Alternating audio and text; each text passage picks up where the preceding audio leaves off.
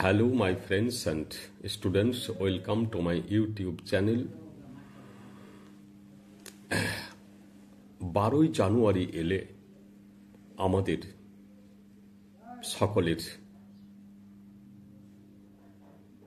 মনে পড়ে যায় আমাদের সেই স্বামী বিবেকানন্দের কথা।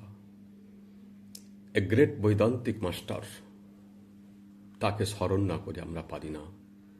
আর এই দিনগুলিতে 12ই জানুয়ারি তার কাছাকাছি দিনগুলিতে তাকে স্মরণ না করাটা আমাদের নৈতিক অপরাধ, অমানবিকতা।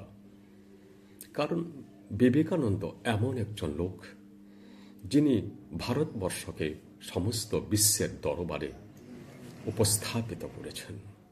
ভারতবর্ষ যে কি মহত্বের দেশ, কি সততার দেশ, এবং কি যুক্তিসম্মত কথা ভারতবর্ষের পণ্ডিতেরা বলেছেন, সেই শুরু করতে হবে বাল্মীকি ব্যাসদেব, বিশিষ্ট পণ্ডিত শঙ্করাচার্য, বুদ্ধদেব, অনেকেই আছেন, শ্রী চৈতন্যদেব মহাপ্রভু, আমাদের শ্রীরামকৃষ্ণদেব আধুনিক যুগের, আমাদের রবীন্দ্রনাথ ঠাকুর।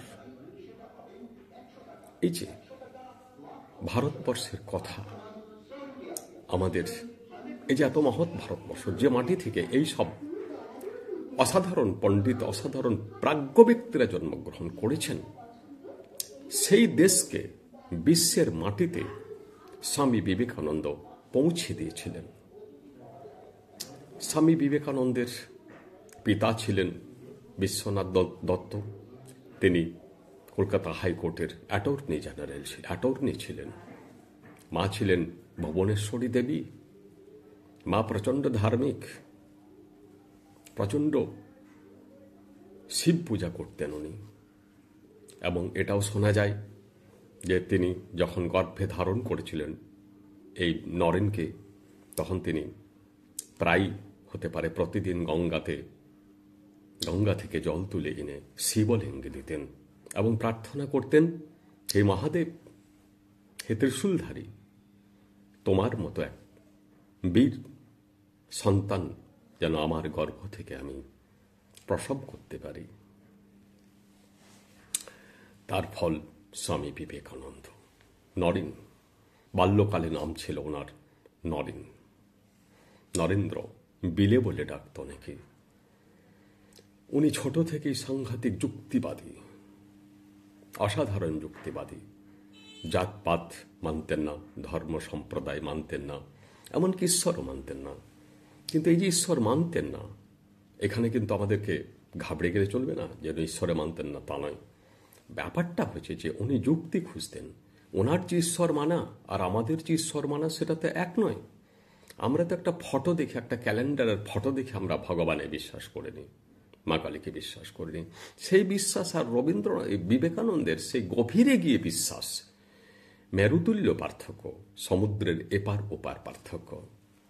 তিনি একেবারে জিনিসটাকে গভীর থেকে তুলে আনলেন। কেমন ঈশ্বর, তার কাজ কি, তিনি কিভাবে জগৎ চালাচ্ছেন, মা কালী কি, এইসব একবারে খুঁটিনাটি প্রশ্ন তিনি শ্রীরামকৃষ্ণদেব করেছিলেন।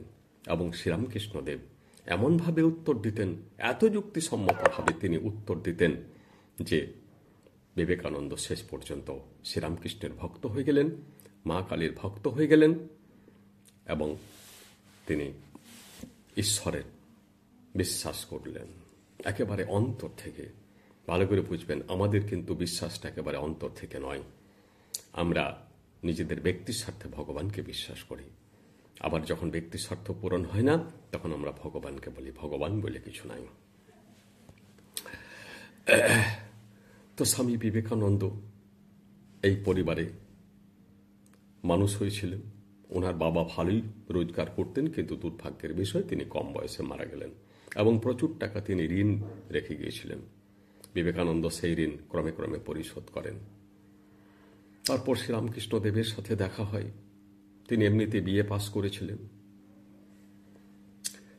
বিএ পাস করার পর তিনি শ্রীরামকৃষ্ণদেবের সান্নিধ্যে এসে চৈতন্য লাভ করলেন।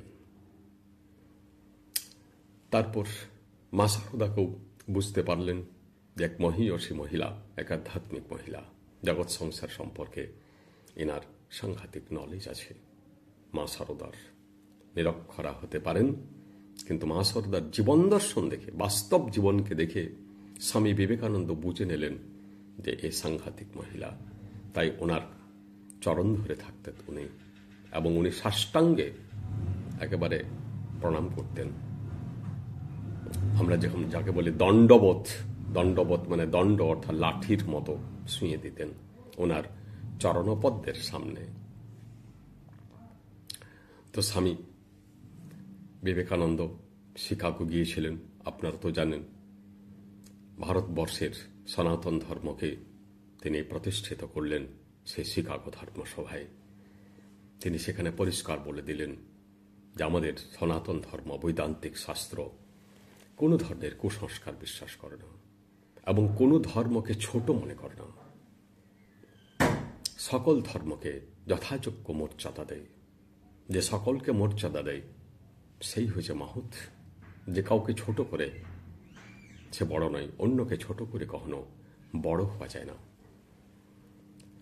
মাই brothers and sisters of America অথবা ladies and gentleman of America, এইসব কথাগুলো বলেছিলেন এবং জনগণ মুগ্ধ হয়ে গেছিলেন। সমস্ত দর্শক যারা আরও বিশাল বিশাল বিভিন্ন ধর্মের প্রতিনিধিত্ব করতে এসেছিলেন, তারাও শুনেছিলেন বিবেকানন্দের সেই অমৃতবাণী, যেটা শিকাগো ধর্মসভায় তিনি উপস্থাপিত করেছিলেন। তো তিনি যখন গেলেন আমেরিকায়, তখন তিনি মা সারদার কাছে অনুমতি নিতে গেলেন। তো মা সারদা তখন রান্না করছিলেন। বিবেকানন্দ বললেন, মা, আমি তো আমেরিকা যাব, আপনার অনুমতি চাই। তখন মা সারদা বললেন, ওই যে ছুরিটা দাও। যখন রান্না করছিলেন, রান্না করে ছুরি থাকে সবজি কাটার জন্য। তো বিবেকানন্দ দেখছেন যে মায়ের রান্না তো হয়ে গেছে, সবজি কাটার কাজ তো আর বাকি নেই, তথাপি উনি ছুরি কেন চাইছেন? কিন্তু তথাপি তিনি ছুরি দিলেন, এবং ছুরিটা দেওয়ার পর মা সারদা বললেন, যাও, তোমার হবে, তোমার হবে। কেন ছুরিটা দেওয়ার পর? না, বিবেকানন্দ ছুরিটা এমনভাবে দিলেন, অর্থাৎ তিনি ছুরিটাকে হ্যান্ডেলটা নিজের দিকে, হ্যান্ডেলটা দিলেন মা সারদার দিকে, আর ধারালো দিকটা রাখলেন নিচের দিকে। মা সারদা বুঝে নিলেন এ ছিলেন অহিংস। এ অহিংস অর্থাৎ জগৎকে কোনো আঘাত দেবে না, কিন্তু জগতের বরং আঘাতগুলো তিনি নিজের দিকে নিয়ে নেবেন। এই অহিংসা হওয়ার জন্যে মা সারদা বলেছিলেন, যাও, তুমি সফল হবে। তাহলে দেখুন অহিংসার কত মূল্য। শ্রীরামচন্দ্র যে সীতাকে উদ্ধার করেছিলেন, সেটা ছিল অহিংসা এবং প্রেম। শ্রীরামকৃষ্ণ তো আরো অনেক মহিলাকে বিবাহ করে নিতে পারতেন, তিনি ছিলেন প্রিন্স রাজপুত্র, কিন্তু তা করলেন না। তিনি ছিলেন যথার্থ প্রেমিক, তার মধ্যে কোনো অ্যাডিকশন ছিল না, স্ত্রীর প্রতি কোনো কামাকর্ষণ ছিল না, কোনো আসক্তি ছিল না। আসক্তি থেকে হলে তিনি সীতা উদ্ধার করতে পারতেন না, তিনি সুগ্রীবের সাহায্য পেতেন না, তিনি হনুমানকেও পেতেন না ভক্ত হিসাবে। যেহেতু রামচন্দ্র পারফেক্ট ক্যারেক্টারের দিক থেকে, তাই তিনি এত সহায়তা পেয়ে গেলেন এবং সীতাকে উদ্ধার করতে পারলেন। অর্থাৎ অহিংস এবং প্রেমিক হতে হবে। বিবেকানন্দ আমাদের সেই পুরুষ, যার মধ্যে এই সব গুণের প্রচণ্ড প্রকাশ ঘটেছিল। তিনি এই যে আমাদের ছোঁয়াছুঁয়ি, একে ছুঁতে নেই, ওকে ছুঁতে নেই, এর তীব্র প্রতিবাদ করেছেন স্বামী বিবেকানন্দ। তিনি ব্যঙ্গ করে বলেছেন, ডোন্ট টাচিজম চলছে, ডোন্ট টাচিজম চলছে আমাদের এই ধর্মে, কুসংস্কার চলছে। ডোন্ট টাচিজম অর্থাৎ ছুবে না, একে ছো না, ও ছো না, এটা ধর্ম নয়। বিবেকানন্দ অনেক আগেই বলে দিয়ে গেছেন। তিনি বৈদান্তিক পণ্ডিত ছিলেন এবং তিনি খুব ভালো ইংরেজি ভাষা জানতেন, খুব সুন্দর প্রেজেন্ট করেছিলেন, স্মৃতিশক্তি খুব ছিল। স্মৃতিশক্তি এত কেন না, বিবেকানন্দের মধ্যে ওই যে দুশ্চিন্তা, আমরা যে নানান ধরনের ভয় করি, লোভ করি, এগুলো ছিল না। আপনি যদি ভয়, লোভ এসব করেন, তাহলে কিন্তু আপনার স্মৃতিশক্তি কমবে, আপনার ওই পড়ার দক্ষতা থাকবে না, আপনি নির্লভ হয়ে যান, আপনি তাহলে দুশ্চিন্তা মুক্ত হয়ে যাবেন। কোনো ধরনের ডিপ্রেশন, কোনো ধরনের ভয় এসব আসবে না। বিবেকানন্দ মাত্র 20 মিনিট সময় একটা একটা মস্ত বড় বইকে তিনি একেবারে ঠোঁটস্থ কণ্ঠস্থ মুখস্থ করে নিতে পারতেন। এর কারণ তার মাইন্ড ফাঁকা থাকতো। তিনি সবসময় খোলা, অর্থাৎ রাজি, যা কিছু জ্ঞান আছে আমি গ্রহণ করতে রাজি, অর্থাৎ পাত্রতা ছিল ওনার মধ্যে, অ্যাকসেপ্টিভিটি বা রিসেপটিভিটি ছিল। অর্থাৎ উনি ওনার মস্তিষ্ককে সবসময় খালি রাখতেন। কিন্তু আমাদের মস্তিষ্ক আবর্জনাময় হয়ে আছে, খালি নাই। তাই আমরা যখন কোনো জ্ঞান কাউকে দেওয়া হয় তখন সে জ্ঞানটা গ্রহণ করতে পারে না, কারণ তার মস্তিষ্ক লোডেড হয়েছে অলরেডি, কিন্তু আবর্জনায় লোডেড হয়েছে, সে বুঝতে পারে না। ও ভাবে যে আমি তো লোড আছি, অতএব আর তো আমি কিছু নিতে পারি না, অতএব জ্ঞানকে ও বর্জন করতে হবে, কারণ ও আবর্জনায় পূর্ণ হয়ে আছে। তাই বলছি, বিবেকানন্দ বলেছিলেন যে আবর্জনা মুক্ত করো নিজেকে। বলেছেন education is the manifestation of perfection already in man.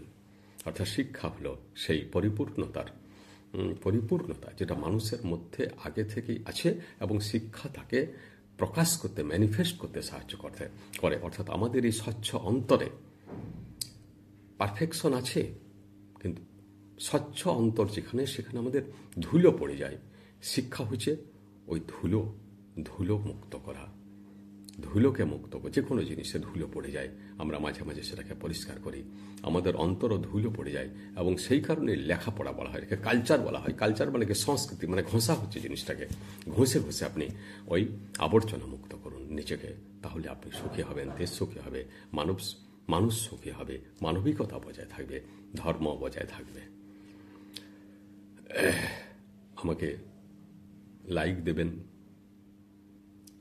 Comment করবেন, শেয়ার করবেন এবং সাবস্ক্রাইব করবেন।